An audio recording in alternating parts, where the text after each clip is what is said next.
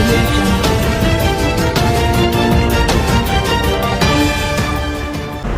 Corona काल में देश ने हाहाकार मचा रखा है और ऐसे में राजनेता राजनीति रोटियां सेकने से भी बाज नहीं आ रहे, अपनी राजनीति चमकाते नजर आ रहे हैं। देखिए गुड इवनिंग की खास रिपोर्ट, राजनीति के कई चेहरे। नहीं थम रही आरोप प्रत्यारोप की राजनीति, एक दूसरे पर सवाल दाग रहे पार्टी के नेता, आपत्तिजनक बयान देने से भी नहीं चूक रहे नेता। मध्य प्रदेश में पिछले एक महीने से बढ़ते संक्रमण से अस्पतालों के हालात तो खराब हुए ही हैं, लेकिन राजनेता ऐसी स्थिति में भी अपनी अपनी रोटियां सेकने से बाज नहीं आ रहे।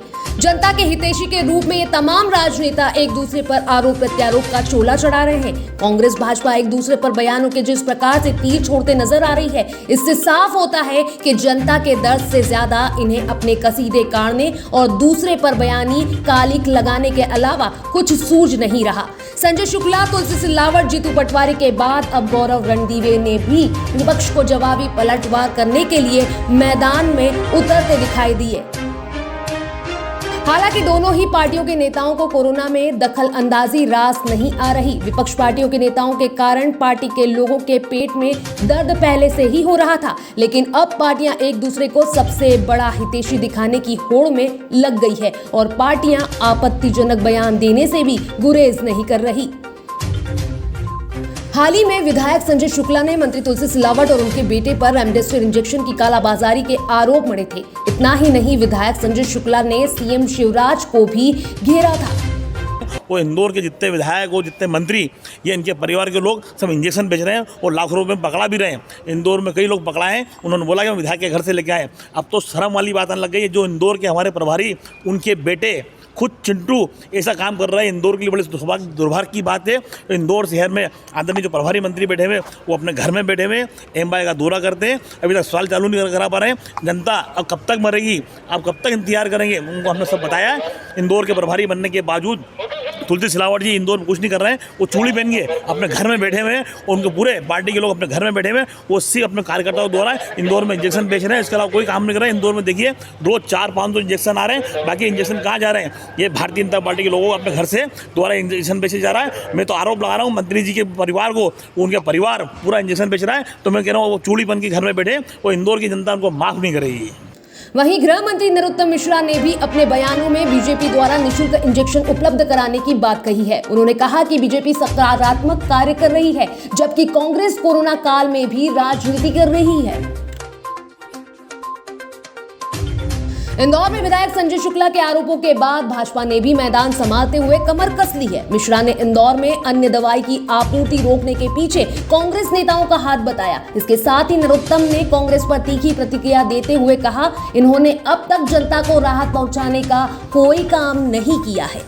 इधर विधायक संजय शुक्ला के बयान पर भाजपा नगर अध्यक्ष भी पलटवार करते हुए दिखाई दिए। सिलसिलेवार आरोपों पर रणदीवे ने कहा कि कार्य करने के लिए नकारात्मकता की राजनीति करना सही नहीं। वहीं गौरव ने तंज कसते हुए कहा, कांग्रेस दोयम दर्जे की राजनीति कर रही है।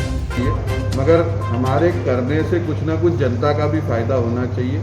सिर्फ करने के लिए नकारात्मकता की राजनीति करना, बहुत दिन आपने एक टोल फ्री नंबर जारी किया, उस नंबर पे आपको लोग फ़ोन लगाते हैं तो आपका फ़ोन तक नहीं उठता, लोग बात तक नहीं करते। लोगों ने उसमें वीडियो जारी किए कि ये झूठा नंबर है, इस पर कोई मदद भी नहीं होती। आप चाहे जब जो नौटंकी करते हैं, इंदौर की जनता बहुत समझदार है। 6 से 7 हज़ार रजिस्ट्रेशन किए और आपके यहाँ से जब वो बात होती है तो दुर्व्यवहार करते हैं, मास्क बांटने की बात करते हैं, सैनिटाइज़र बांटने की बात करते हैं, बांटते दिखते नहीं हैं। 4 खाने का पैकेट हाथ में लेके खड़े हो जाते हैं और लोगों को इस समय जिन राहत की ज़रूरत है उसके लिए सामूहिकता से हम सब प्रयास कर रहे हैं। मैं फिर उनसे आग्रह करूंगा कि इस समय इस तरह की दोयम दर्जे की राजनीति, घटिया राजनीति करके ना शहर के हित में है ना उनके हित में। इसी के साथ विधायक संजय शुक्ला के आरोपों पर नगर अध्यक्ष रणदीवे का बयान, कहा, हमारे जनप्रतिनिधि सुबह से शाम तक लोगों की मदद में जुटे हुए हैं। उन्होंने कई मर्तबा कांग्रेस पर लगाए हल्की राजनीति के आरोप। लगातार सुबह से लेकर शाम तक हर तरह से जनता को मदद करने में लगे, चाहे वो अस्पतालों में उनको एडमिशन कराने को लेकर हो, चाहे वो उनके परिवार की चिंता करने को लेकर हो, चाहे वो ऐसे मरीज जो अस्पताल में एडमिट है उनके परिजन जो बाहर परेशान हो रहे हैं उनको भोजन देने को लेकर हो। ये लगातार हम सेवाई संगठन के माध्यम से लगातार इस काम में लगे हैं और कांग्रेस इस कठिन समय पे भी हल्की राजनीति करने के लिए, दोयम दर्जे की राजनीति करने के लिए झूठे आरोप प्रत्यारोप करने में लगी है। हालांकि दोनों ही पार्टी के नेता एक दूसरे पर आपत्तिजनक बयान देने से भी गुरेज नहीं कर रहे। भाजपा नगर अध्यक्ष ने विधायक संजय शुक्ला की बात को सिरे से खारिज करते हुए उन्हें दिमाग का इलाज करवाने की सलाह तक दे डाली। मैं संजय शुक्ला जी को जनता गंभीरता से नहीं लेती, आप लोग भी नहीं लें, और आपके माध्यम से मैं कहना चाहूँगा कि ये मुझे तो लग रहा था कि कोरोना की बीमारी चल रही है तो लगातार सब लोग उसमें मिलके हम लोग एकजुटता से काम करना चाहिए, मगर मुझे लगता है संजय शुक्ला जी को कहीं ना कहीं दिमाग की बीमारी हो गई है, उनको अपना इलाज कराना चाहिए। बहरहाल आरोप प्रत्यारोप की राजनीति के साथ कोरोना संकट की जंग को हम कैसे जीत पाएंगे, ये बात हर आम इंसान के जहन में है। इस भयावह काल में भी एकजुटता के बजाय क्यों राजनीति चमकाने में जुटे हैं ये नेता? कोरोना के इस संकट काल के बीच आरोप प्रत्यारोप की राजनीति पर हर आम इंसान के मन में यही सवाल उठ रहा है, क्या कोरोना के संकट में इस तरह की राजनीति सही है?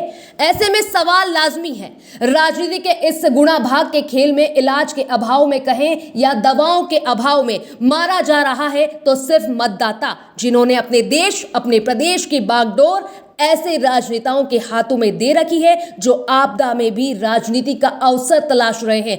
इसी वजह से भारत के हर राज्य में कोरोना नियंत्रण की बागडोर हाथ से फिसलती नजर आ रही है। गुड इवनिंग न्यूज के लिए शताब्दी शर्मा की रिपोर्ट।